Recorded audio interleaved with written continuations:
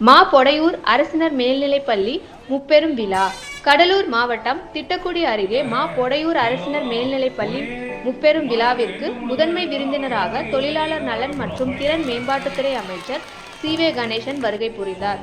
சிறப்பு அழைப்பாளராக தமிழ்நாடு மேலாண்மை தலைமைச் செயலாளர் வே. இறையன்பு இ.ஆ.பா. மாணவர்களுக்கு அறிவுரை வழங்கி பரிசுகளையும் வழங்கினார்.